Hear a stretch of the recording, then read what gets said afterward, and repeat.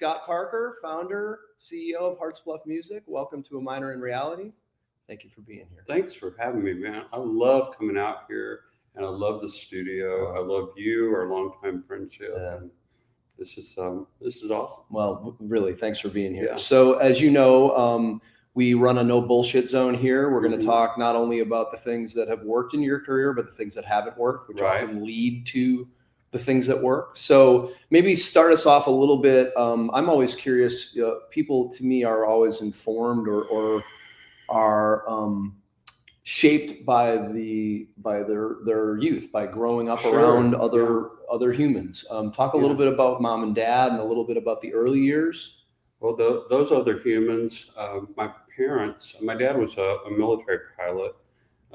He flew fighter jets and so I think that informed a lot of my journey was just getting to see places and go different places. I loved growing up on Air Force bases and being around the village, that was there. And nomadic, did you move a lot? Was there a lot of movement? I wouldn't say a lot, but I mean, I was born in North Carolina, but we quickly moved to, it was to Texas and then South Carolina.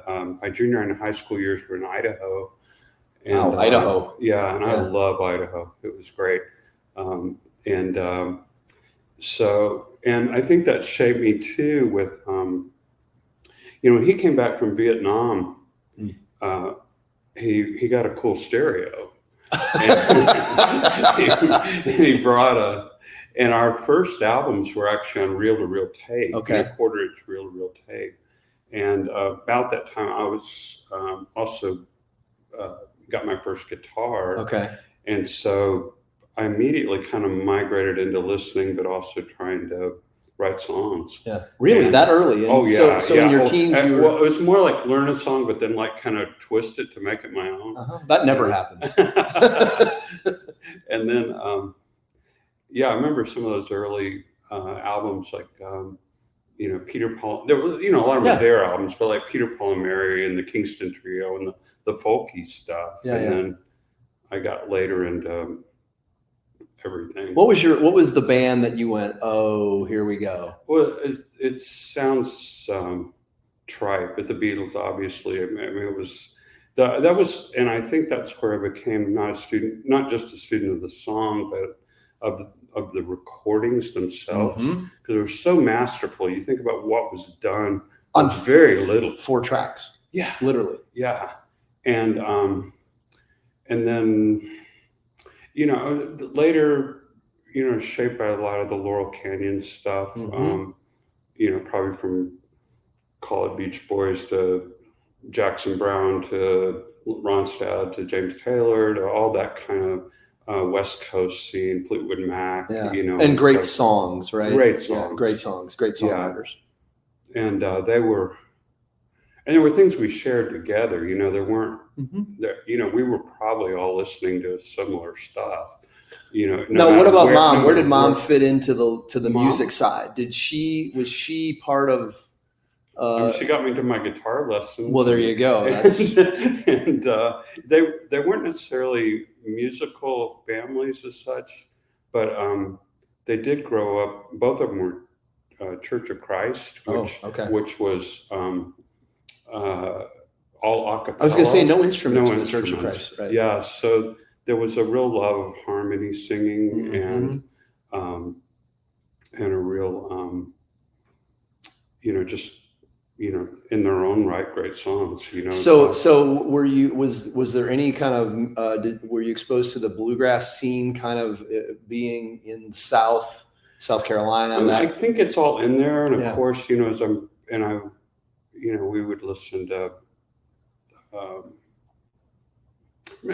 Honestly, not probably. I would think with more of the folky stuff that I was listening to would probably be the closest thing, but not straight up bluegrass. I learned something on guitar. So any touching any of the sort of Zeppelin / any of that filtered in, or was that Church of Christ? You might have. I mean, I don't know about you, but my mom had at my Ozzy Osbourne records, my no, right? there was nothing like that. Okay. They were super encouraging of what All I was of it, listening yeah. to. And honestly, a lot of it was he brought back also these headphones. Oh yeah. So a lot of it, they probably didn't know what I was listening to. But I also make my own mixtapes. Okay. Because you could, yeah. you take it from the vinyl and record your own thing. So I would be taking even just as a 4th or 5th grade, I was like taking stuff over to the reel to reel, and then and I learned to splice as well. Right.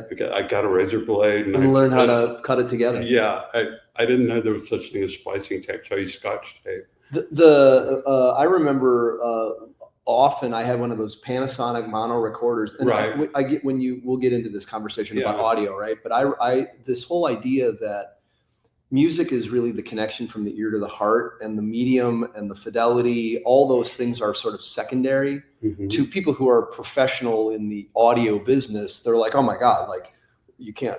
But the reality is that connection exists whether you literally recorded Casey Kasem's Top 40 on your Panasonic mono recorder, so you could take it outside. Sure. Portability and convenience were what we were always after, not fidelity and an absolute. Some of those recordings, the flaws are what make them so amazing. Yeah, for sure.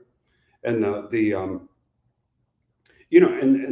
I can't overstate the importance of just, we were all listening to one thing. Yeah. A lot of times we only had 1 or 2 radio stations. Right. That's right. And and that was portable too. Yeah, that's right. You take your transistor radio and go, or your little odd Panasonic. What was that twisty? Oh yeah. The blue thing. And then eventually the Walkman came around. I mean, all right, we'll get to that. Yeah. We're old. We're old. But it was a collective experience. Yeah, absolutely. And I think I've talked to you about that was our attraction to bands and to playing music together, and it was a communal experience, and it was beautiful. It's interesting that in many ways it still is, and yet somehow it's changed. And when you think about the arc of music and its relationship to the culture, right, and the shift, not only the shift of its relationship to the culture, but the competition that it now faces. Right. To your point, back in the day, you didn't have a lot of options. Right, yeah, 3 channels, 2 radio stations. Yeah. Now it's almost infinite selection. Right. And yet music continues to thrive. Yeah. So high school. So always ask, you're either, I'll just, as Gene Simmons once said, anyone who says they're not in a rock band because they were doing it for the chicks is lying. So when did you kind of get into that mix? Was that in high school? Did you discover that led to lovely emotional connections? My buddies jamming at lunch, in the band room, or and it was Idaho. We didn't have a lot of there were not a lot of musicians. There was not a lot to do, so we just kind of made it up. And but man, it was fun. We started our own bands, and depending on the year and the haircut and the weird names she had, and it was fun. And so there were several high school bands that we played in together, and you go do the dances or whatever. Yeah. The talent shows. And and at that point you were already writing your own songs. So you were listening and soaking in, and all those influences led you towards beginning to develop yourself as a writer. Yeah. I mean, and there's no greater school than just playing hundreds of songs, and I was trying to. I didn't have a lot of recording experience at that point, so we just didn't have the gear or stuff. Yeah. That really came later in college, but I think being a student of the recording was pivotal. The idea that you and I would imagine, I remember when I started being able to, as you develop your listening skills, you can start to identify there's the snare drum and right. And so you got interested in the art of making the record, along with the art of writing the songs, and then how that all comes together. Yeah. So you're now moving through your kind of teenage years. You've found the thing. One of the things that I remember, and I've said this a bunch. Music in several places has really saved my life. I think you grow up. I don't know if my home life was a little more chaotic. You're in trouble when Jim Morrison makes more sense than your parents, right? Things are weird, and so for me, it became that place where I could escape what was happening in my life that offered me this. In a way, it's sort of it's a way to create your own little world. It's a fantasy world of your own narrative, your own melody, your own everything. I had a fascinating thing a few years ago. We were it was 2020 is when it was, but I got to meet Peter Yarrow, Peter, Paul, and Mary, and to your point. It made me, and I got to, we were sponsoring a stage that he was playing on. Long story short, that was also the night that David Olney died on stage, on the set right before him on our stage. Isn't it fitting for David Olney? Yeah, it was perfect. Yeah, I'm out. Yeah, it was like, I'm sorry, and ducked his head and died. But so Peter had to follow that. Yeah. Peter's in his 80s, and Was he worried that perhaps the stage had a curse? No, he didn't really. He knew something happened, and we moved over to another venue. Okay, got it. And so I will get to your point there. But we have time. I told him that, and I got to go meet him, and he was very. The best word I can think of is pastoral to this audience, because they know what he knew, the trauma they just experienced. I went over to meet him, and honestly, he was super frail at this point. He's in his 80s at this point, and I went over to meet him, and I said, Peter, you were the first album I ever had. I said, I wanted to play guitar like you. I wanted to write songs, and I said, those songs that and he was just so kind. Said, yeah, man, thanks. He was just an old hippie. Yeah. And so the stage manager comes and gets us, and we walk him over. I help him carry his guitar up to the stage, and I get up there, and I swear, Mark, he turned into Superman. Yeah. It was like, it was just like he'd done this thousands of times, and he turns into Superman, and he starts telling the crowd, and your point, I think that that music, in the same way Dylan did, helped nurse a generation along, even through whatever traumas we were going through, with the government or with Vietnam, with all that stuff. This guitar kills fascists. Yeah. It has been the voice of the generation. And I think, to finally answer your question, I think that those songs, and there was a relevancy in that we were having a collective shared experience. And I wasn't I was a little too young to be in a total, 60s hippie, but I was seeing it, and I was seeing pieces of it. And I thought that the way the music had a relevancy to heal and to be a collective experience. And I think that translated obviously personally too. I mean, we all have our own traumas and songs, and, probably mine came from just moving a lot or having to move on from a different set. Rebuild. Essentially. Different set of friends or, situationally and some of that stuff. And I think definitely the music and the songs and my guitar were something consistent through all that. And I wouldn't trade any. I'm grateful for all that, but there are our traumas, in our families or in our situations. And I think that having that was Beyonce in my life. Yeah. I mean, it was my total identity, you know. And in a way, it really sets you on a course, right? So you land in college, you got a guitar, you move in, everybody goes, oh, there's one of them, right? Musicians find each other. And I was going to say, and it's not they all gravitate towards the same kinds of things. Yeah, so you're making your way through college. Are you at that point have you become at that point a committed songwriter? Are you doing it as a craft? I'm definitely writing songs at that point. And then of all things, my parents, he had morphed into he was working at an embassy in Tunis, in Tunisia. And so he had left Idaho, and we had left Idaho. I went to school. They moved overseas.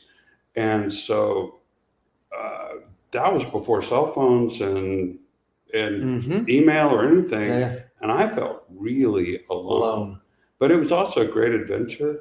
And so the musicians that I found and the bands that I found were they were my community and my fraternity and my lifeline. And so and where did you go to college? Abilene Christian in Abilene, Texas. Got it. Church of Christ School. It was which Christian school do you want to go to? And it was three. There's three or four. Lipscomb being one of them. Yeah, that's right. Yeah. Give it a year or two. Give it a year or two. And so they were great. So I got in the car. I didn't know a soul down there. And the most significant relationship that developed there was with Carol, my wife. Mm-hmm. And long story short, she was still a senior in high school. I was a freshman. We had a common friend. We were playing in a band.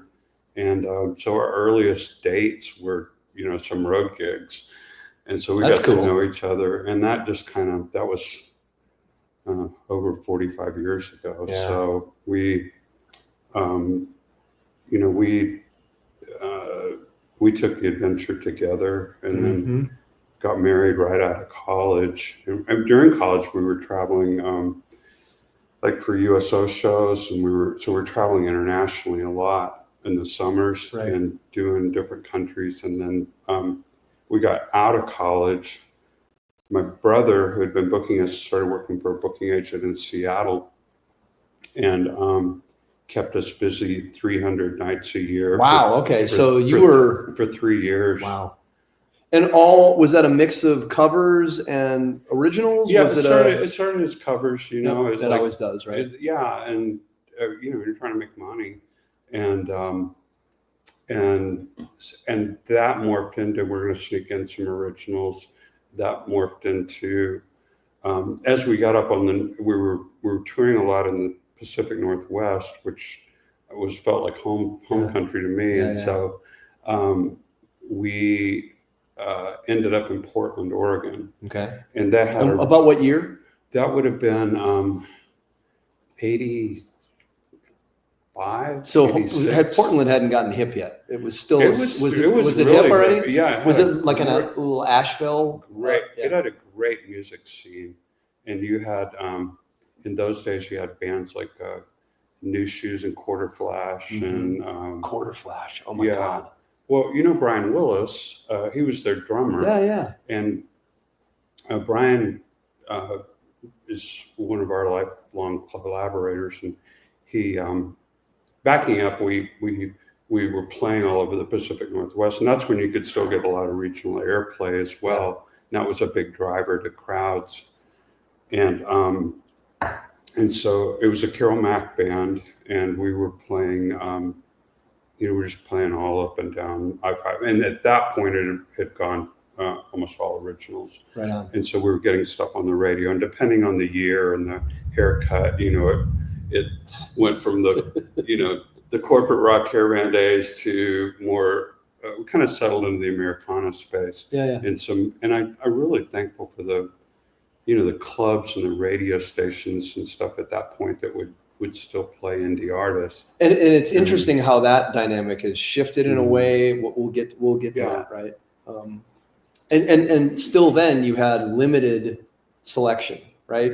Yeah. You were headed towards MTV, but you weren't quite there. So. Well, MTV started in 81. 81, right. Yeah, so it was definitely into that scene, and there were, a lot of those bands were getting more theatrical too, and I think that was a major driver too of all the, a lot of the hair band stuff. But not that we weren't doing a lot of that. That was a really short-lived thing. Maybe we can talk hair bands. Maybe a year or two. Yeah, we'll talk hair bands later. but we also in college there was the Jingle King of West Texas named Michael Henry Martin. Okay. And he had a little studio, and we go after class, so literally stay all night, and he had a vanilla pipe and MCI 12 or I'm MCI 8-track. Wow. And man, he taught me so much about recording the songs, and that was where, he would just try anything. It was crazy, and but that was like my first studio experiences, was getting out of college. So to translate that then to Portland, we had built a home studio there, and you have to remember at that time stuff was really expensive. Yep. And the studios were expensive to rent. Yep. But we had a really nice home studio, and I had some. Just kind of built it, and then we won the Billboard songwriting contest, and also the Portland Music Association's songwriting contest. And some of our stuff started getting traction. We got a deal in Warner Chapel at that point, and I had started a commercial studio in Portland called Dead Aunt Thelma's Studio. Dead Aunt Thelma's Studio. Yeah, it was named after my dead Aunt Thelma's pound cake, and I built it with Russ Berger. The studio designer took great empathy on my budget, which was nothing. Yeah. And so we had a little bit, but we had an old ice cream parlor in the Antique District in Portland, and that studio is still up there. Really? It was kind of a fixture in the community, for the musical community. Also in those days, the studio. That was another place. Yeah, that was another place. The studio was a hub of community. Yeah, absolutely. And we have, so many friends that we even have in Nashville. Originally, we met and started recording together And back then, when you think about the difference in the technologies and the fidelity and the cost, right, and you compare it to the tools that are available today, I think you had to be more inventive back then, right? Oh yeah. It was a very different. Mm-hmm. You had a lot less to work with, and so you were forced to be more creative. Yeah. And I also think, from a purely performance perspective, right? Some of what made it great was that it didn't go perfect. Mm-hmm. Whereas today, you're doing a verse, you cut the verse, and you go, oh, okay, well, that's the best part of the performance. Totally. And you lay it out, and you start building the platform that the song rides on. Versus back then, you kind of had to have it right, period. Well, and two, you had to you'd really be able to play. And so we had some remarkable musicians that we got to work with over time, and that was, the better musician that you could have, you could get it down, but you couldn't. There was a fabric and a grittiness that I think you developed in the studio by having to do it slow and manually and print. And yep. It was years ago. A young band I recorded me. What's that sound? I said, well, that's the sound of the tape rewinding. And so, and there was a lot that really sucked about that too. Of course. It was like not. It was way better when we got DAWs, but there was some. I think the stuff you learned by grinding it out, and really. and also capturing live performances and people interacting and playing together. That's one of the things that I think is so interesting now is that the notion of, and I think that we do it better in Nashville, but the idea of everybody in a room is still, I mean, that's part of what inspired this room. It was like all those early records were basically made with everybody in the room. And the room had a sound, and like to your point, the fact that studio still exists, there's some sonic quality associated with that room that I think we've kind of lost our way on that. Well, if I know you watch all these documentaries on all the Sound City, the Muscle Shoals, Bam. Those rooms were terrible. Sonically, I mean, you look at it on the scope, and they don't scope well. And it was their funkiness that made them special, and the ability, how it made musicians feel. To be in there, and the gear, it was developing. So you're in Portland. You're, in a way, it sounds like you guys have kind of built up. You're kind of a regional. You've got a really good regional business. I want to kind of cut to the business side of it. How did you realize, or how did you navigate the idea? Okay, you're getting airplay. That's revenue. And by the way, if you hear that noise, it's raining. I love it. It's beautiful out here.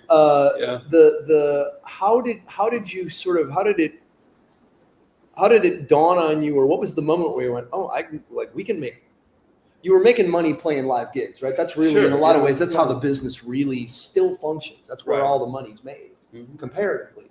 But when did the light come on? Like, I need to start a publishing company. How am I going to collect ASCAP, BMI, all that stuff? When did that kind of enter into your knowledge base? And when did you start sort of thinking about that part of the creativity? Because a lot of people never think about it. They don't recognize, in my mind, they abdicate that responsibility. They see it as work, not as the other side of the creativity. So when did that kind of spark for you? I think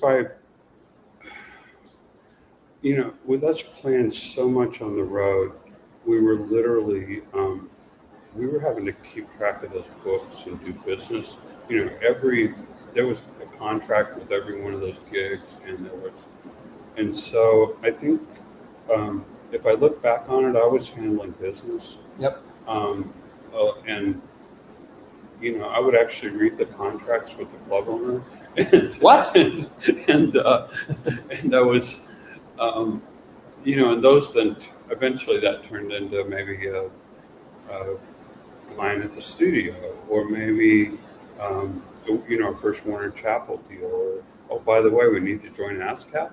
And so, I mean, it was just like, I don't think there was some great moment, epiphany. It was more like, you just got to get this stuff done if we're going to get paid. And I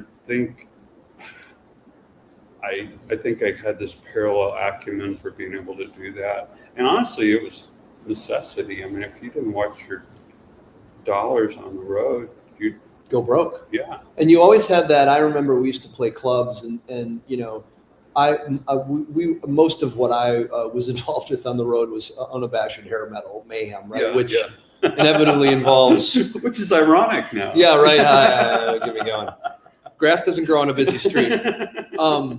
But the at the end of the night, and usually it's always the lead guitar player is always running the show. It's either him or the singer, right? The drummer, who the hell knows, and the bass player's off in the corner. But the going to the club owner at the end of the night and having him hand you the money shorted on purpose, like hoping you were drunk and wouldn't count it, would be like, no contraire mon frere. No, my first experience, honestly, a lot of those clubs were owned, not the one I'm going to talk about, but a lot of them were owned by organized crime. Oh, of course. They were laundering money. They were doing drugs on one hand, and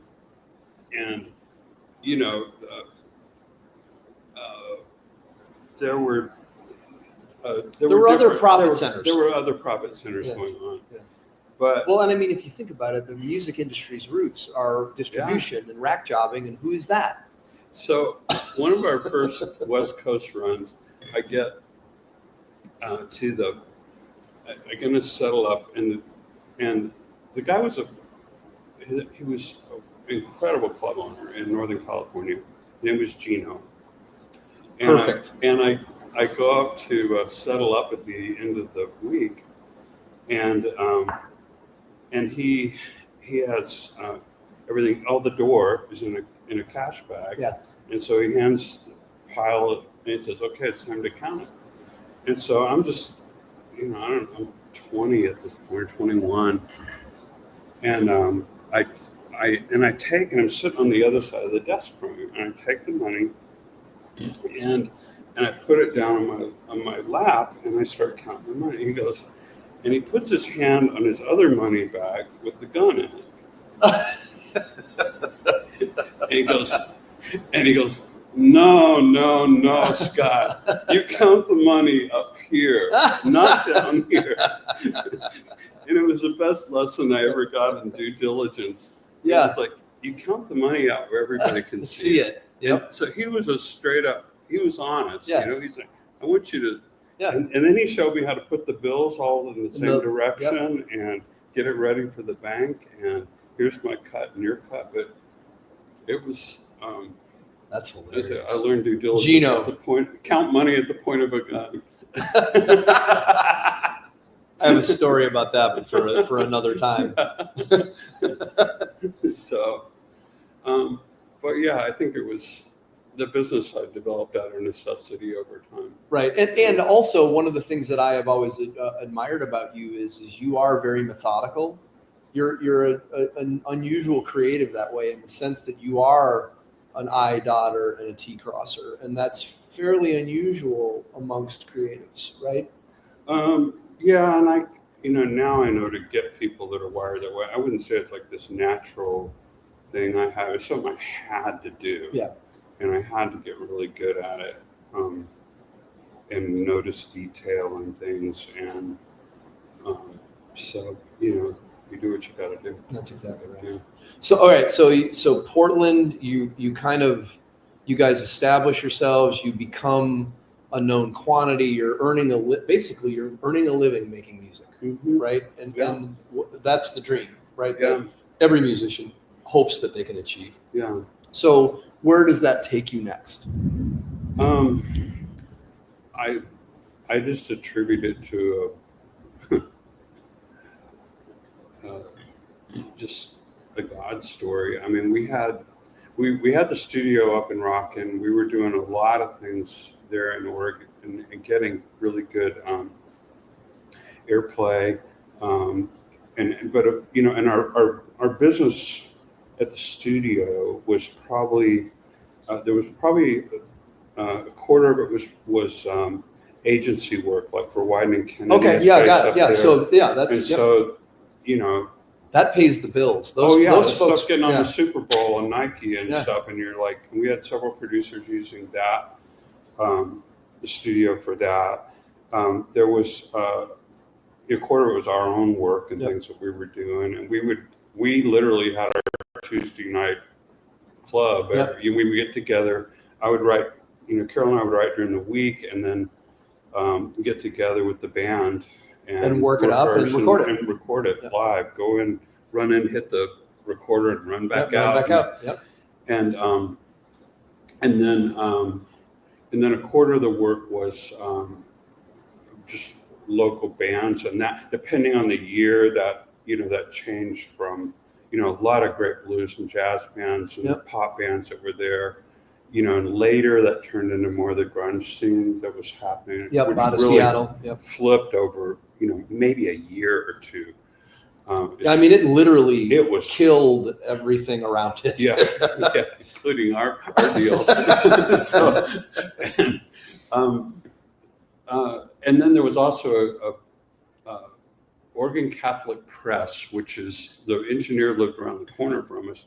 They're kind of like the music publishing company for the Catholic Church. Mm-hmm. And they, ironically, were recording at Dead Aunt Thelma's studio. That is so funny. And and they were doing all that.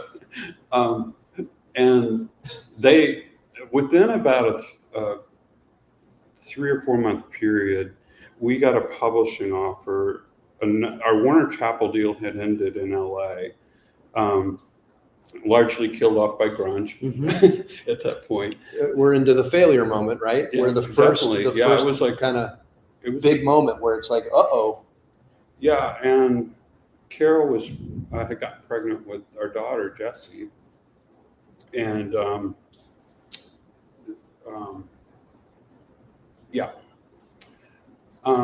anyway, that deal ended, and we basically kind of took a look at our lives and what are we doing musically. And was was the Warner deal a publishing deal or a publishing deal and a record deal? So it was a publishing deal, and in those days you'd go with shop record deals. Yep. And you'd have a publisher that sat in the background, and that was kind of home base. Then you would go out and look for. We had a wonderful, and still a friend of ours to this day, named Sherry Saba. And she took a gamble on us, and but it didn't work. And so there was some failure moments out of that, and we kind of retooled our band, retooled kind of what we were about. And you also have those moments you go, what am I? Seth Godin calls it the dip. Yep. Oh yeah. Where you go, okay, where, how are you redefining yourself in a moment of failure? Yeah. And how are you paying the bills, and how are you, and all that stuff. So out of that though came the right radio stations and the right hair and the right music and the right things that you really, the fabric of who you really are, and trying to be honest with yourself. And Carol was really discovering her voice musically. And within a few months, we had gone to school, that a lot of those guys 10 years ahead of us had come to Nashville. Okay. And Mike Blanton being one of them, Brown Bannister, all those guys were, a generation ahead of us in a way. And they had started kind of the Christian music business here, what we would now know as that, with Amy Grant, Michael W. Smith, and all that stuff. But they also had, which Carol and I were not really doing that. Yeah. You were Americana before there was Americana. We were practicing Christian, but we were Americana style stuff. And anyway, they had some mainstream label opportunities, and they offered us Mike offered us a publishing deal here in Nashville. And about that time, Oregon Catholic Press came in and said, we're going to buy or build a studio. We have cash. Would you want to sell? Oh. And by the way, we'll consult, could you consult with us? And then the dog died, and the neighbor died, and, my grandma died. And it was just like, it was just definitely, just like, okay, pick you up. It's time to go. Yeah. All signs were leading somewhere. And a couple of our friends had moved to Nashville, and this would have been 94, 95. And so we picked up, our 4-year-old daughter and put her in the van, and we drove across country. And it took a while to kind of transition out of there. And I was going back and forth, and we had the publishing deal here. We get here, and we're here maybe, 6 months, and they sell Reunion. And it's gone, and we're out of publishing deal. But again, that's why I said it was just kind of a divine story. It was just like, okay, we're going to pick up, move you here. And now I can't imagine not having moved here. And then several of our friends, like Brian Willis, came out the next year, Dave Berg, John Bunzow, Browning. There were a whole, Craig Carruthers, Great Plains guys. There was a migration in those days. Still going on. It was exciting, and so. So this is 94-ish, 94, 95. And then, we met another a manager named Christy DiNapoli who helped us get another publishing deal with Hamstein, which was here at the time. And that was ZZ Top's. That was ZZ Top's money. Yep, that's and right. Manager Bill Ham. Yep. And they were out of Austin, but they had a presence in Nashville. Down on it was on 18th, wasn't it? Yeah. I remember that building well. Yeah, and so we were there for 4 years, and their strategy was basically get Carol a record deal, and I was on her arm with everything. He was producing and writing stuff, and we were, we had various incarnations of that, but that was right. Remember, some failures are quick and some are really slow. Yeah.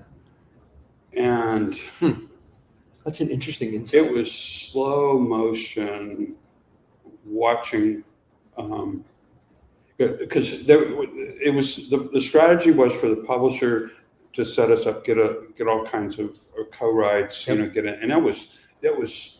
I met so many people, and that was where our ecosystem really developed. Was started with that 4 years. Well, and I mean that's one of the things. When we talk, around this idea of you really have two things in your professional career. You have your reputation and your Rolodex, and those two things really drive everything else, right? You become known for, and you have relationships with, and that really is the thing that sets the stage for everything. That's exactly right. Yeah. I mean, this. I mean, it's part of reputation. The core reputation is trust. And the speed of trust is, it's everything, and not just like, do they trust you in a business sense or whatever, but is their trust professionally, and I think we developed that in bands, it's going, I got 5 guys around. Everybody better carry their water. Yeah, that's right. And so that's part of trust and reputation. And I think alongside of that, the Rolodex happens, and the network and contacts and but you look at the longevity of those relationships. For us, I mean, they go back decades. And they're the whole lifeblood of even what I do now. Well, and I was going to say that is there's a straight line to what you're doing that we'll get to, but this idea that and it to me it's always interesting when I think about the creative community. There's that old saying, it's misquoted Hunter S. Thompson about the film industry, which is it's a long, shallow trench of liars and thieves with a downside, right? But it's been often attributed to music, and rightly so, right? But this idea that there is part of the industry that is just not, you don't really want to know how the sausage gets made. No. But the pure sort of player, writer, creative, that thing is so interesting. The connections that come from that are fascinating.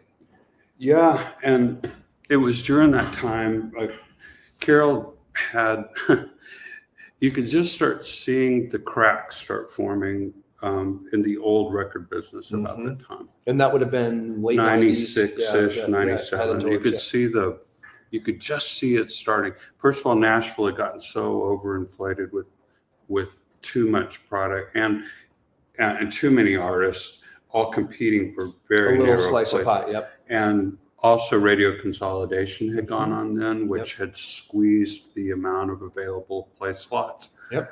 And so there were more people clamoring for those slots to get it on the, in heavy rotation and get the ads and get the. So we were experiencing that as she had a deal offer on a major label, and 2 weeks later the president's out. Yep. That goes away. Yep. Has another major label offer, deal memo in hand. That one goes away. Is this that slow failure you're talking about? Yeah, that's exactly right. Yeah. And it's like, and now I look at it and go, that was all born of a model disruption and everybody trying to figure out what to do. And also you had situationally, the layer of the music business here was clamped with that model of too many artists for too many too few places, yeah. place slots. Was, and by the way, you need to get it in distribution and sell it at Tower at that point. Mm-hmm. And so you could just see all that getting broken and getting squeezed. And our experience of that in the slow burn was like, multiple record deals failing. And then she had a deal on a big independent called Magnetone. Oh yeah, I remember Magnetone. Wow. And Shelby Lynn was on Magnetone. Shelby Lynn, Kenny Rogers, Great Plains, and they made a valiant attempt as they were, slowly sinking into the sea as well. Well, that old adage, how do you make a small fortune in the music business? Start with a large one. Yeah. Yeah. And, we're still close with some of those promo people and stuff, but we did learn we were experiencing how the national promotion game worked at that point. And at that point, the simple version is get it on the radio, sell it at Walmart.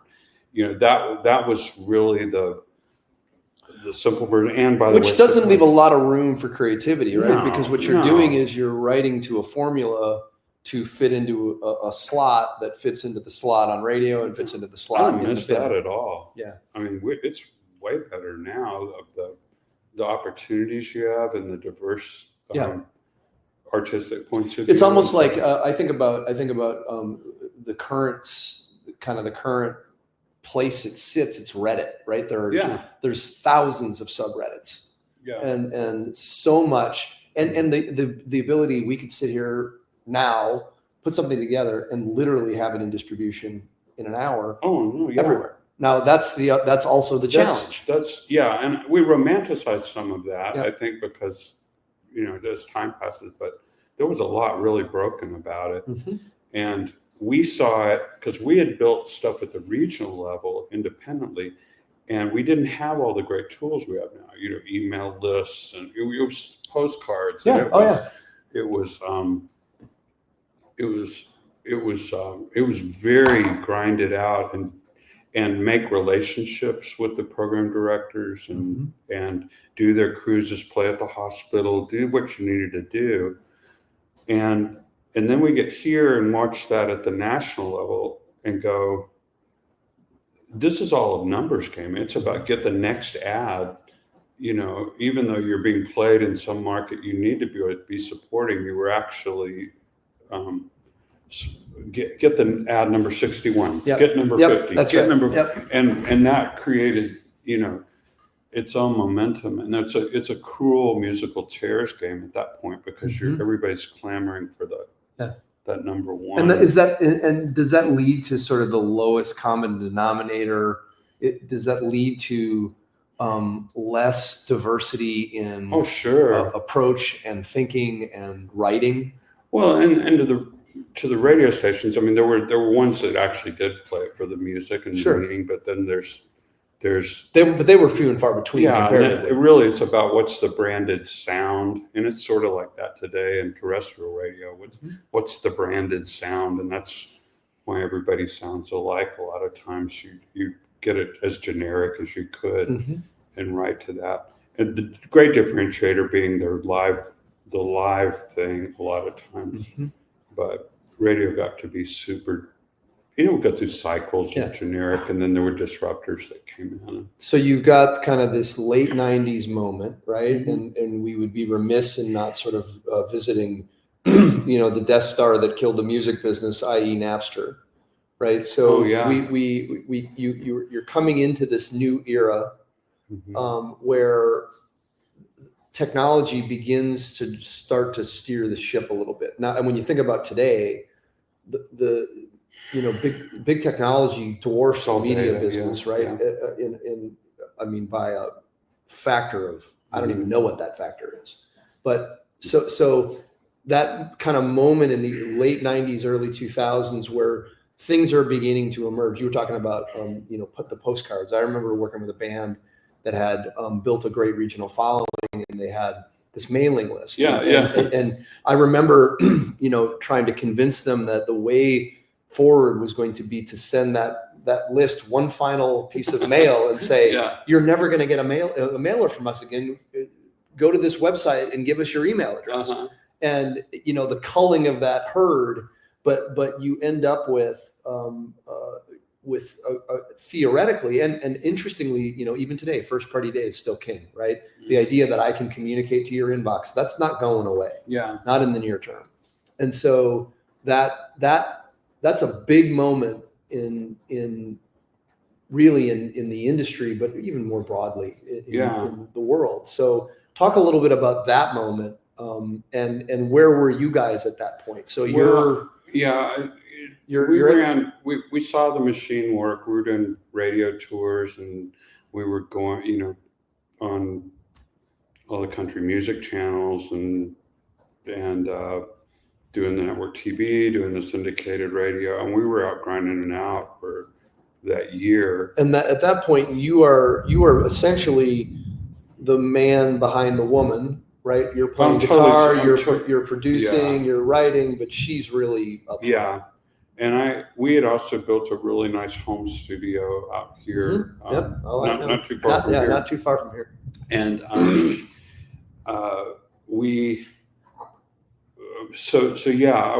was working with Carol, and she's still my favorite singer in the world. She's amazing, still singing better than ever. And we tried, and that label failed. She just her quote on the hammock was that night on the beach. She said, darling, I am tired of running for homecoming queen, and I want to have another baby. And so she was over it at that point, and a very rational mental health, good decision. And she was tired. We couldn't figure out what to do, and I didn't know what to do. I was starting to produce more. And we had the home studio. Paul Worley, who had produced at that point Dixie Chicks and Sarah Evans and a whole ton of.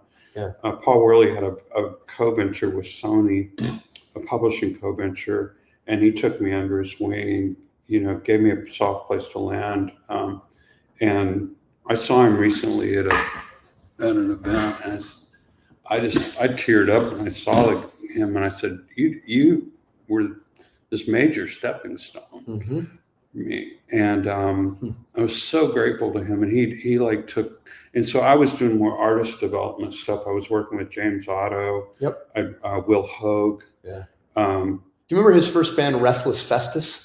No. Yeah, he had a band called Restless Festus with Chark, who ran, and I did their album packaging and the photography. A long time ago. That was a long time ago. But Will Hogue, James Otto, I was doing, we developed them for the labels, and then did Joanna Cotton became a really good friend, and we worked together.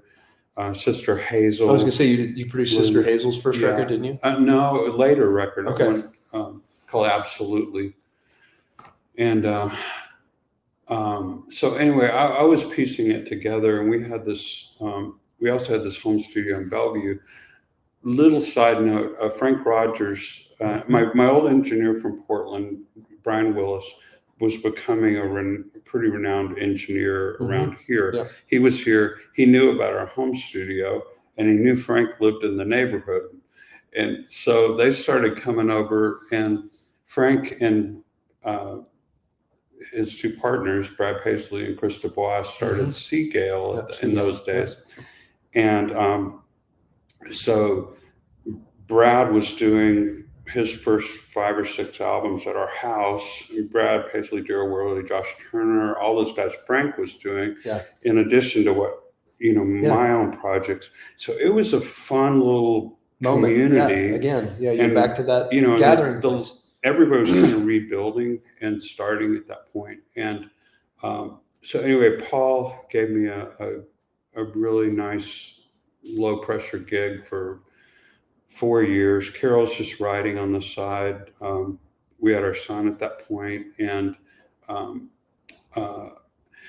but to finally answer your question, what I did see about, after turning in stuff to the labels, and the label, like James Otto's record, we had 3 different A&R people from the time we started the album to the time it was, yeah. It was the cracks in the foundation. Everybody was trying stuff to see if they could make it work, and it was happening at the major labels. You started seeing them dying, and so we lost 2/3 of the record labels. Mm-hmm. You remember in Nashville about that point. The big mergers, and they consolidated everything, and the affiliate publishers, alongside of that, and so it was. Well, and I think that I want to just pause there, because that's the other thing that I think. So you have this sort of perfect storm. You've got this transition more broadly in media, right? You've got the business used to be run by people who loved music, and it started over time. It became more about the balance sheet, right? It became more about the profitability. It was less about the risk and more about the formula. Well, was that something you experienced, or was there still pockets of, for lack of a better way to put, pirate ships, right? That were floating around against all of those changes? I think it's always been that way. If you look back at the history of it, there's always been music that sucked. Yeah, that's true. Yeah. And some of it was just driven by the greed.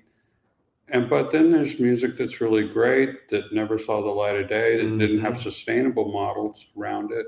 And so I think you see that tension but I think what we didn't see was a total disruption.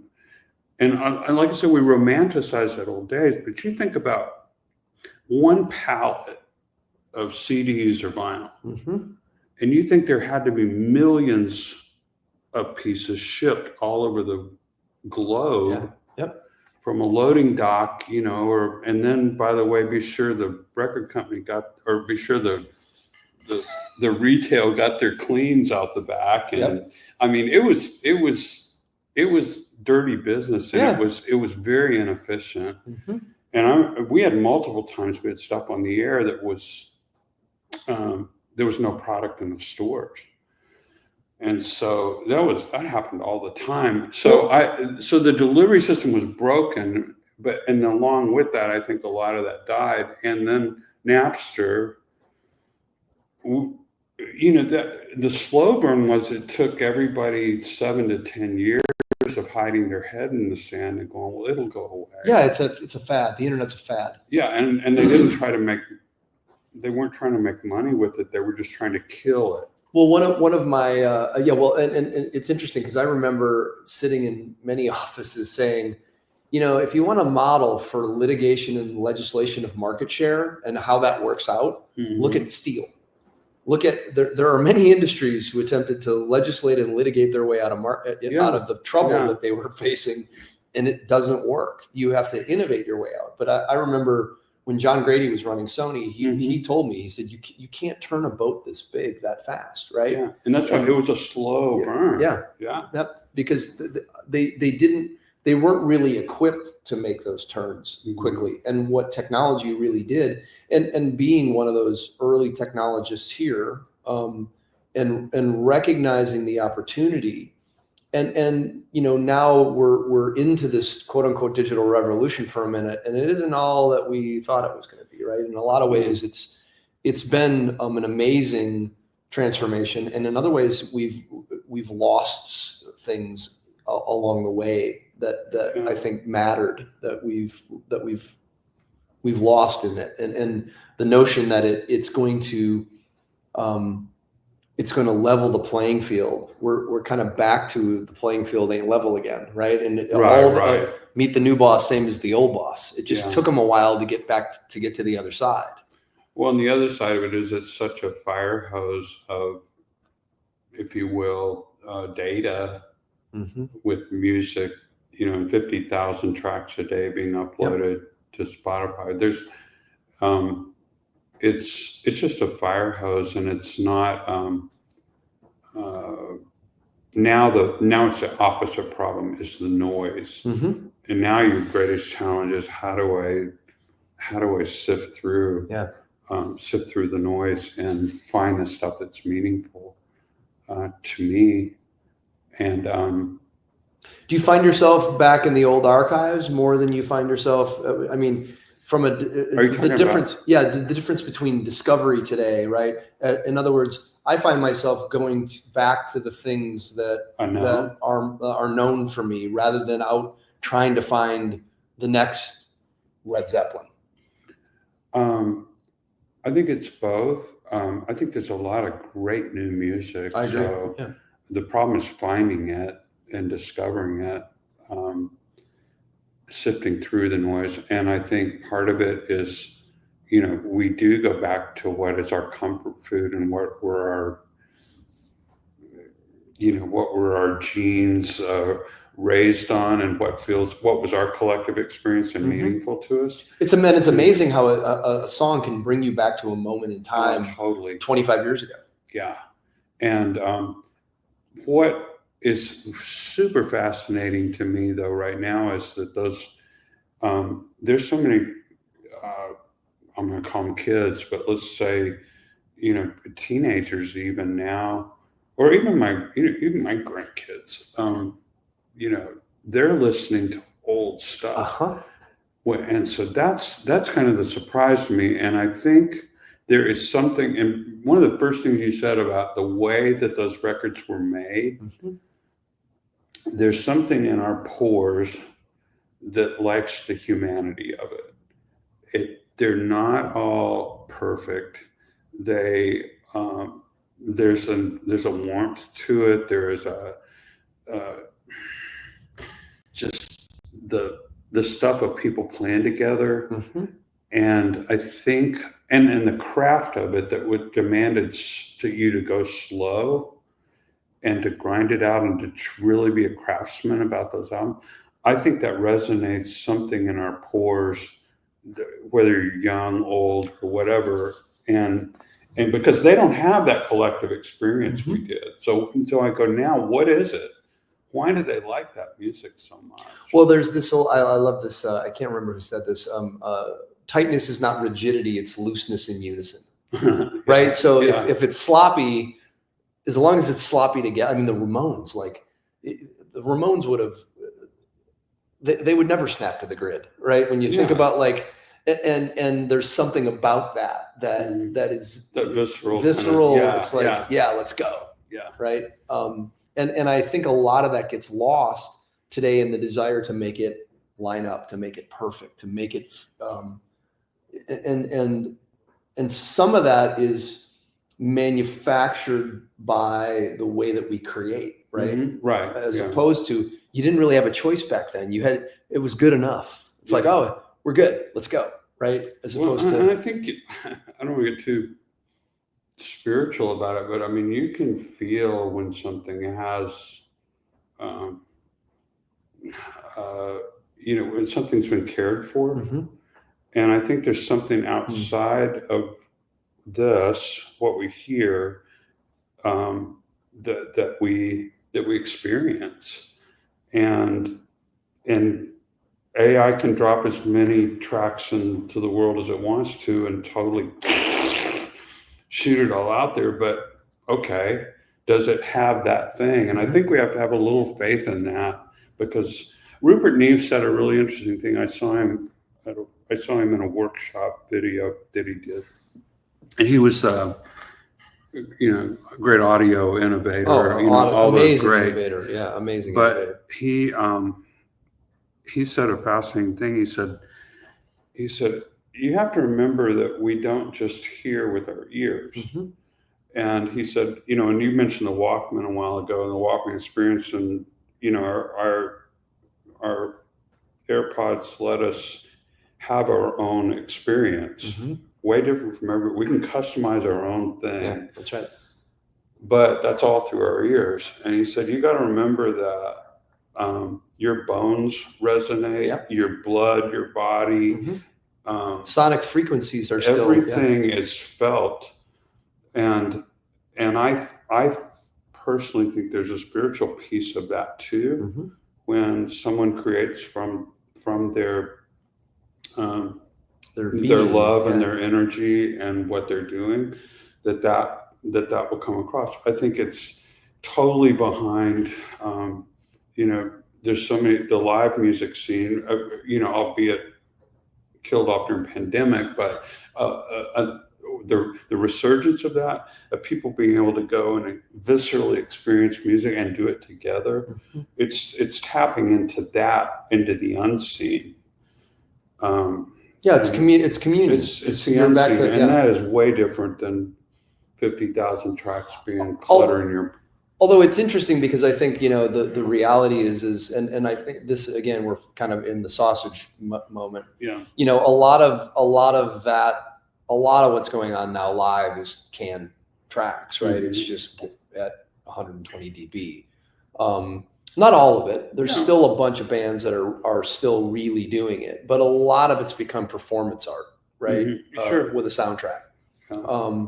So all right, so we were crossing through the big changes, the kind of the dismantling, and many factors driving kind of the changes in the early 2000s. I remember when the Tower Records here closed, like when did you start Echo? I started Echo in '99. Okay, yeah, I was when you were seeing it. Yep, we were seeing it already, and we were at the time when we were building that company, we were building a physical distribution business, recognizing that it was going to go away, mm-hmm. right? And so, we're going like this, and we're manufacturing. I mean, I think at our peak, we were manufacturing 25, 30 million CDs a year. Right. And at the same time, you could see what was coming. And so we started this other line of, okay, we got to get into the digital business. Mm-hmm. And we had started selling music in a previous, I had been selling music in a previous incarnation. Mm-hmm. And so we were using the old system to power what would become the new system and inevitably lead us to this digital powerhouse that it became. And that was the moment kind of where I met you. And here's a great example of a great failure, right? You at that point you were down in I think you were in Brentwood I think you were in Blanton's, that there was a compound or they were trying to put the managers together with the publisher. There was a movement to kind of consolidate power. They'd have me come in and consult for a small label they were doing because my gig with Paul Worley was over. He left to go run Warner's, and he shut down the publishing side of things. Again, just like, what am I going to do? Mm-hmm. And Mike gave me a little A&R gig for, I think we could all agree it was a pretty dysfunctional situation. Sure.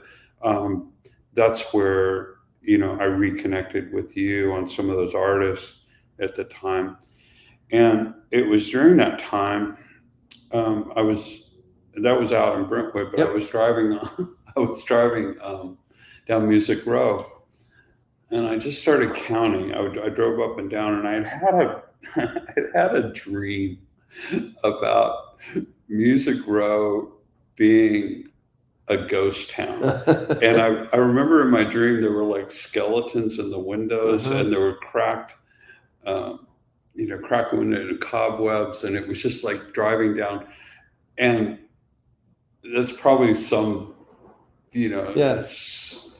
something I ate at some level, but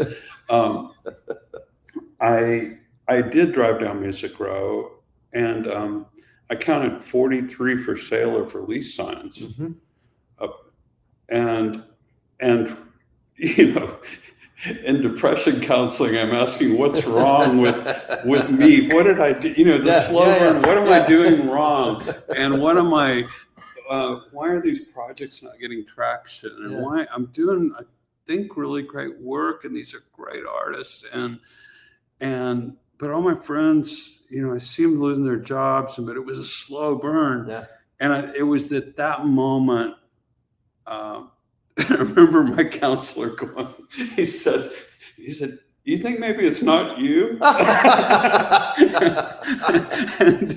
And Wait a minute, it's all about me. What are you talking about? Yeah, I was like, oh, and I was driving down Music Row, and I went, this is different. Yeah. And it did feel like a ghost town. And you look at the numbers, we'd lost, we'd gone from being an 18 billion a year industry to a 6. So you're talking, 2/3 of it had imploded and gotten disrupted. And all of us just trying to survive, and so the whole thing was in the dip, and we were. And by the way, not the first time. I mean, if you look at the 100-year history of the industry, it's gotten bigger, and then some technological innovation came along. Yeah, it resisted. Yeah, it got smaller, and then up it went again. Because this goes back to the idea that it's evergreen. The creativity is infinite. The idea. Right. Remember back in the day when people were like, "We're going to run out of music. There's only so many note possibilities, and we're about to hit the wall." And it's like, no, we're not. Right? That's not going to happen. Yeah. And it hasn't. And actually, what's been interesting is seeing how it's. To your point, I think there's more interesting stuff going on now than there ever has been, because there are so many different ways and influences and paths to go down. And you put 4 human beings in a room, and they're going to make something different than the other 4 human beings that were there before. Mm-hmm. It's just the nature of it. Yeah. And also what's raising up, you're seeing YouTube, for instance, break down any barriers to learning to play. Oh, yeah. Or learning how to play something, or learning your technique and the possibilities. And I'm seeing these uber players show up, that blow your mind. And some of them get overly technical, but that's always been the case. That always happens, and that always goes away, right? But and I was on a fishing trip with. So you have asked about what is failure and disruption. Yeah. Sometimes a failure is quick, sometimes it's slow. And sometimes you just wake up and you go, I'm 40 years old and I don't know what I'm going to do. Yeah.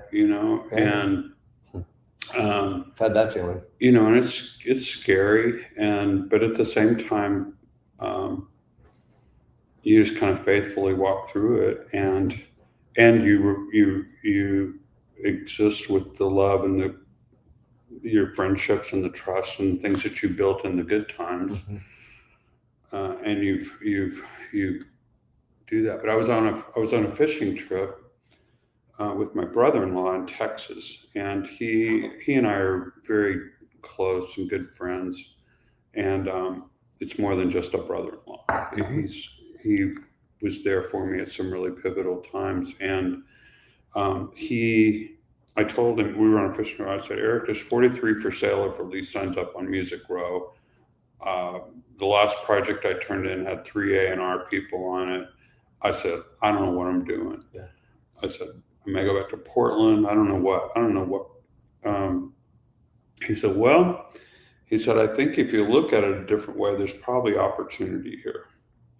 And, that's why he was, that's how he built his fortunes. And he said, I think he compared, he said, when we bought up West Texas, when, every oil field we could find, when there was blood in the streets and downtown Midland was a ghost town and there were thousands of oil wells available. He said, and me and my partners, we just started buying them up. And he said, I think in the disruption, if you'll think of it, he said, I think, his words, songs can be oil wells. And he said, there's royalty flows there. There are people in need right now that you could be helping. And I said, that sounds really good. I have no idea how to do that, but let me get back to you. and so he coached me, and his partner, his name is Eric Oliver. He and John Morgan kind of coached me through. I put together some fact-finding trips for them to Nashville to meet some people, and I met Kim McCollum, the administrator. Mm-hmm. I met Buddy Killen was still alive in those days. So Mm-hmm. we had a buddy friend, and he kind of gave his history in acquiring catalogs and how the publishers looked at it and what multiples. And I just started taking people to lunch. Phil May, Lionel Conway out in LA, anybody I knew. Yeah. I just started asking them questions like, how would I do this? And honestly, I mean, truth be told, music was getting painful for me at that point, because although I loved the music, there was a intangibility to it, of just air out of the speakers. And I needed to have my mental health and provide for the family. I needed something that was tangible. I needed to be able to touch something like a guitar. And I realized I couldn't control all the systemic and political issues of the record industry and what is everybody's taste like, and it was getting work with some amazing artists but everybody was kind of struggling and trying to figure it out and rebuilding. So anyway, he helped me kind of see it, and that's kind of where Heartsfluff was born. That's exactly what started. I got a little. And how old are you now? How old is the organization? Well, that was 20 years ago, so I was in my early 40s at that point. So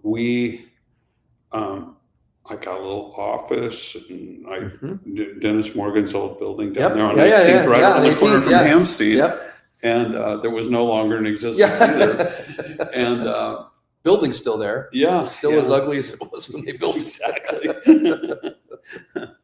And I called an administrator friend of mine and said, do you know? She said, well, I think actually, and our first catalog was Amy Grant's catalog, and she and her former had gotten divorced, and there was half of it there, and we bought his half. And I just started creating. I didn't know how to do it. I just started asking. And that attorney led us to the Aaron Barker deal, which was 6 George Strait #1s. And then we had an initial. They put together $10 million for me. Spent for me 5 years. Which now seems so. Right. But it took 5 years to and we were totally stumbling on it. I mean, we were just there were no companies at the time, sort of like you experienced with Echo. There weren't. You were new at this. There were not many people doing what you were. Exactly. Right. And so you were an innovator. Well, yeah. And now you'd say, well, the beautiful business plan says, well, we were going to do niche boutique acquisitions in the private equity space. And this is total BS, because we were just making it up. We were like going, well, and it was driven because of the need. You were doing the next right thing. And that's what John and Eric were saying, is going, I don't see a market for this. And you're creating a market in the private equity space for us to buy rights and royalties. And so, and that led to, okay, I'll let NSAI know. So in time, we were the only ones. So they would help me send out a little mailer to all the members. Hey, if anybody wants to sell their catalog, let me know. And we put up a little ad in Music Row, which our compliance officer today would freak out us doing that kind of stuff. But we were literally putting out, trying to seek that stuff. And so it started happening. We started getting referrals, and then to the next person. And what we stumbled on, born out of the need, both our lack of, we were a small player, and that's not a lot of money in this space. No, not a lot at all. And so that compiled with, needing to learn and get more efficient, and that due diligence checklist, you realize everybody's lives are not really perfect. And so, there were divorces and tax liens and and you had and there were also the crazy things where people would turn in a song where they would basically claim more owner. I mean, like there was all kinds of shit you'd have to uncover. Totally. That you don't really. No one teaches it in class. They don't go, oh yeah, by the way.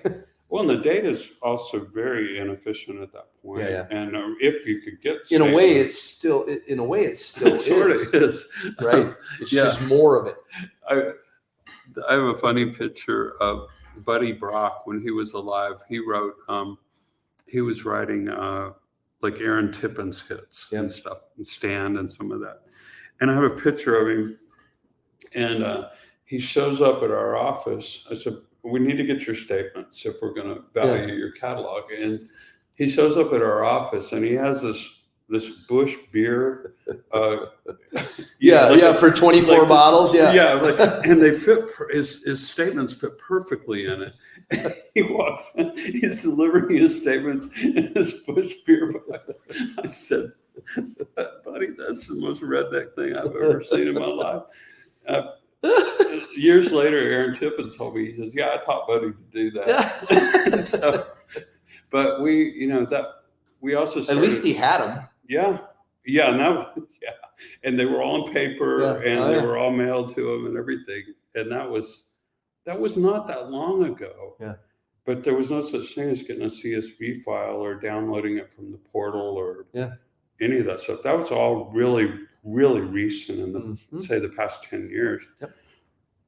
And there've been a lot of attempts previously to to distill that information and to make it more efficient. Some, I think, thwarted potentially intentionally. Like, we don't want people to know how, that was the ambiguity was part of how the money worked. I had an administrator today. I just left a meeting. She says, we're doing more manual work than we have in 10 years right now, because it's so splintered, and we're having to do so much, just grind it out by hand to get the licensing done. But that turned into, we started working with we'd find small states and stuff that needed help, that had liquidated. So that's how those early days it was, like Herman Parker, Mystery Train. We had When a Man Loves a Woman. Harold Adamson Estate was I Love Lucy theme.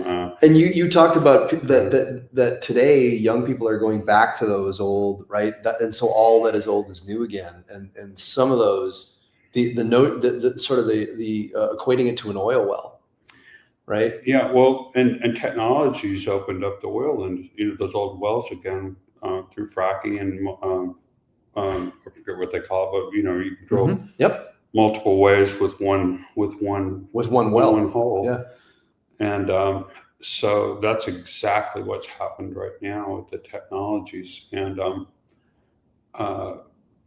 you have to remember also there was another market dynamic going on, and there was no yield to be had because so you couldn't go down to the bank and get more than 1-2% on your money. In some countries there was even negative yield. Like in Japan and some of that stuff where you'd have to pay them to take care of your money. And so it was, there was no that doesn't yield. Sound like a good business and model. Interest rates, were sitting there. So there was, investors were looking for something that would return something on their money. And that was combined with the need. There was so many people experiencing disruption that, and there were a lot of great catalogs came available. And that's also where you saw some of my now competitors, but we were all kind of starting in the, there were very few though that were doing any total private equity model like we were. And I'm not here. I'll turn this off.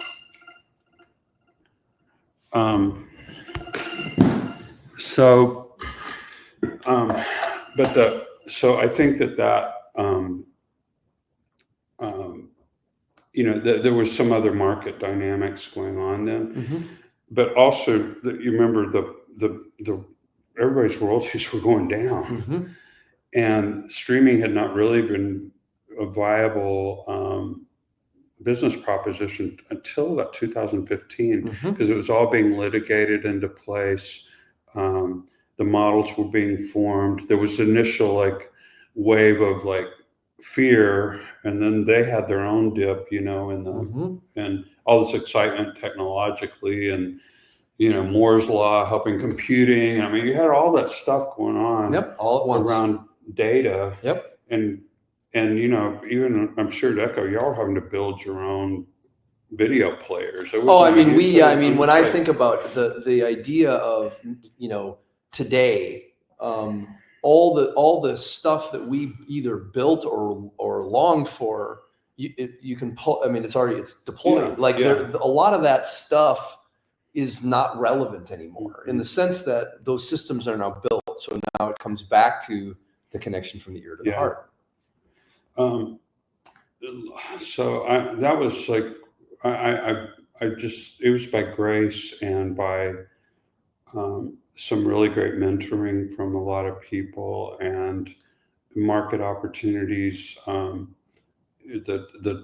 anyway, we started getting traction with it. And served, to date, we've deployed, I can't talk about some of it. It's well over $100 million and over 200 number one songs, 100 different catalog transactions. You're talking about reputation and trust. I think it's our last 20 deals. Everything has been second, third generation, fourth generation people that we're dealing with, either multi times with the writer or with their representatives or stuff. So when you say that, it's that's our lifeblood, is how do we treat people? And we're not perfect. We've made some pretty, everybody makes bad deals. Bad deals, but I do remember there was one of the Cool in the Gang transactions. We did those early. We did a group of estate owners early, and then later. And we made a mistake on the first ones. And long story short, it was we didn't know enough to read a certain page on the statements, and we overvalued this thing by double. So I mean, and I overpaid probably by $100,000 on this. And I remember, and I just got sick. I said, I'm going to lose my job. and I called Eric. I said, here's what happened. Yeah. And here's the statement. Here's the problem. And we also, by the way, had 4 other members lined up behind that. Right. That were expecting the same deal. Well, yeah. And they're thinking, and so, and I remember exactly where I was. And Eric says, well, did you write it down? Did you learn from it? And I said, yeah, believe me. Yeah, I learned. It went right on the checklist. And he says, that's great. We're going to make a lot of money from that mistake. And I thought, that's how those guys think. Yeah. They thought, okay, what is your failure? Did you analyze it? Do you know what it was? Did you improve from it? And now let's succeed from that. Yeah. And you learn way more from that. Well, and that's so our daughter is in musical theater, and her director talks about the idea. It's not the mistake you make, it's how you recover. And when I think about when I work with a founder, and some of the things that happen, some of those mistakes that are made, as long as they're not fatal, there's an imprint. You'll never make that mistake again, right? As long as it's not fatal, as long as you have not run the boat on the rocks, and you're now you've got a gaping hole and it's over. Right. you're gonna take that and you have powder dry to be able to recover. That's the main thing and that goes to what level of concentration risk are you taking on a deal or a certain thing? Is it firewalled if it all blows up? Yeah. And so I think that's that's pivotal to so those mistakes, they create another thing on the checklist to go through, and then you have and one of those guys told me one time, he said you have to remember that businesses by law they're going to get more efficient. It's just a principle of business. It's going to get more efficient, and that's what happened with streaming. Kind of reinvented our fortunes. It didn't kill radio. It didn't kill. No, it didn't. No. They always didn't kill vinyl. It exists. Large institutions don't die. They're diminished, right? And when you think of the power, think of the power of the Catholic Church, and think about how it's diminished. The Catholic Church is far from gone, right? But its power was disrupted in these major transitions, and it doesn't. And I mean, there are things that disappear from the face of the earth, right? Yeah. But generally, things just they lose that focused power over time, and then new things emerge. Yeah, and and alongside that, then you had all the Wall Street money sort of showing up, chasing yield. Yep.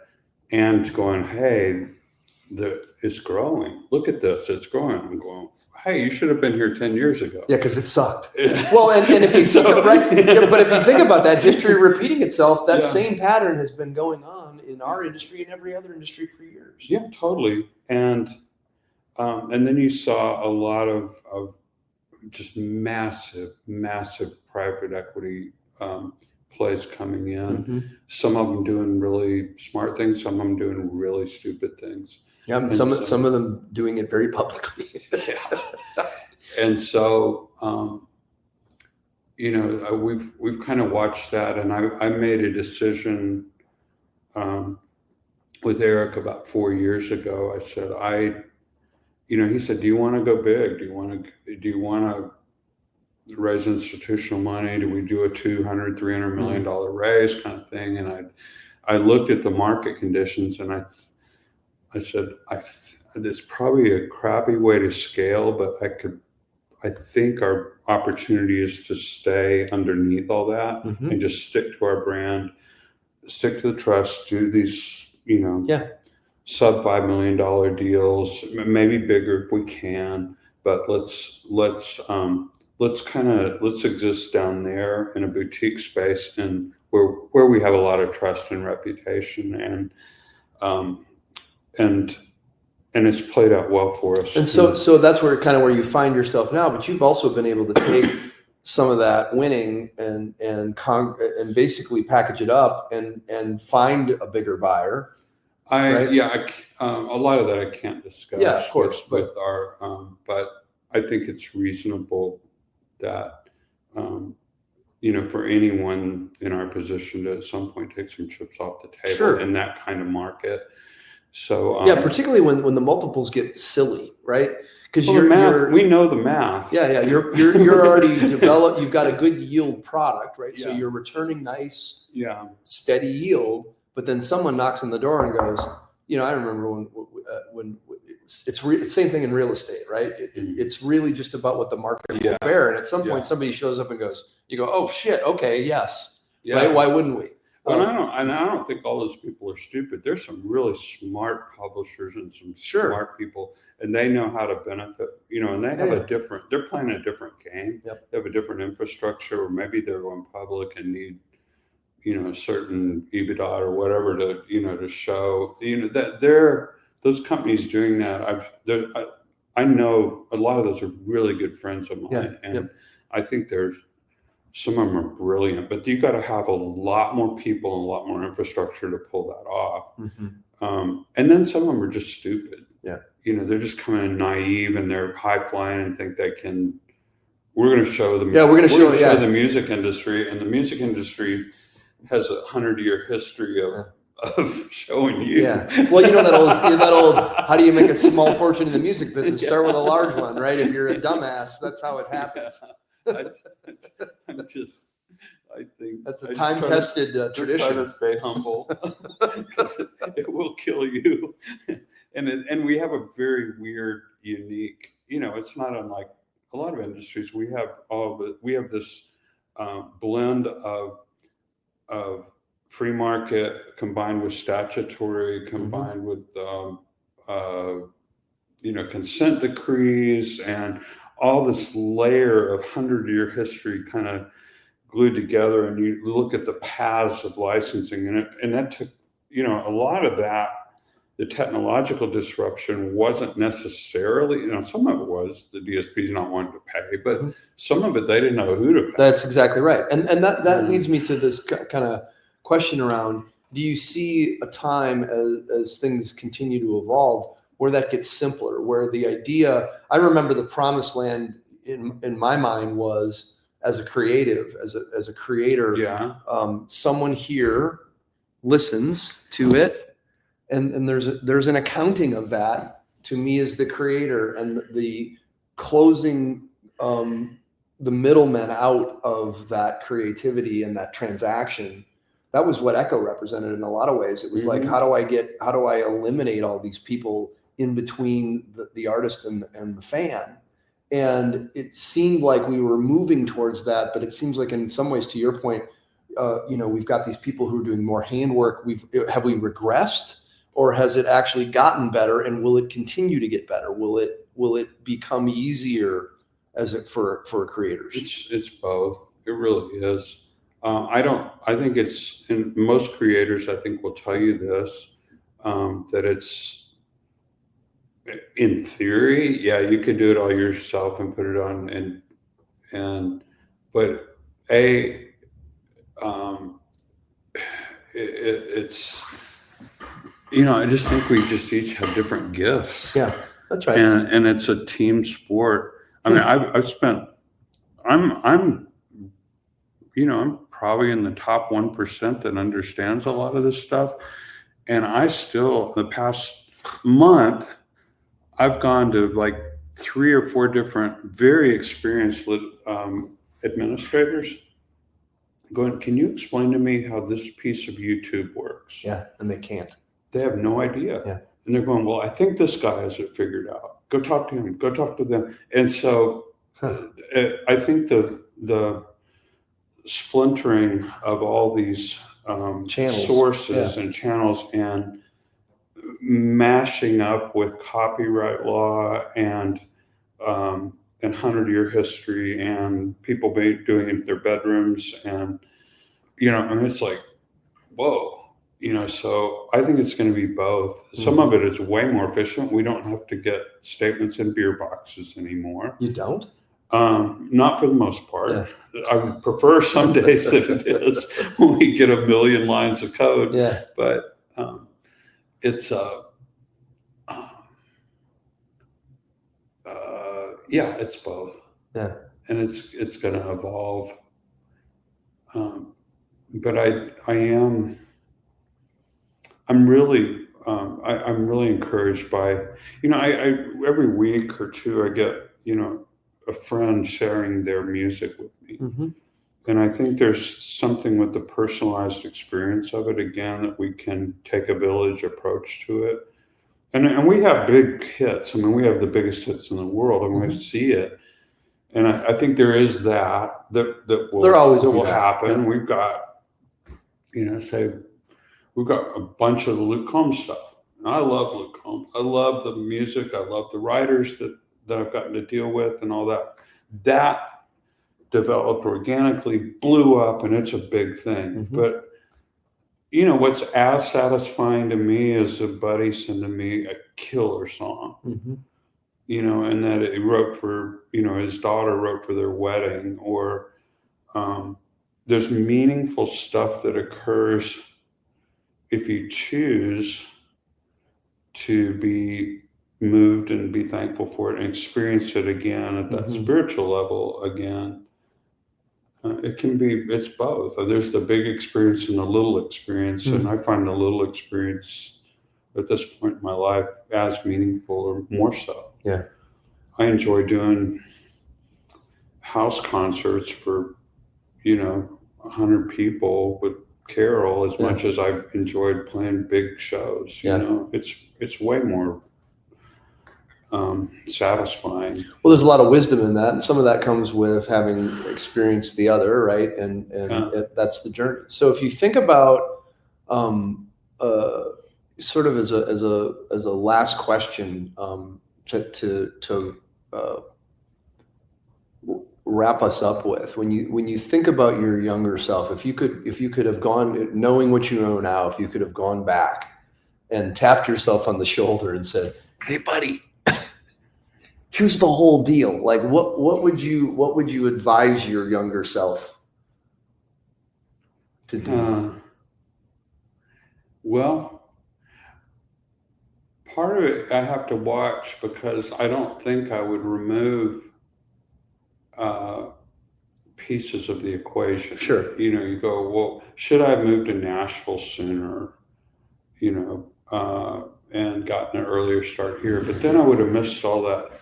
Yeah. My friends and cool experience in Portland that prepared me for that. Yeah, right. And so I think to answer your question, I think to be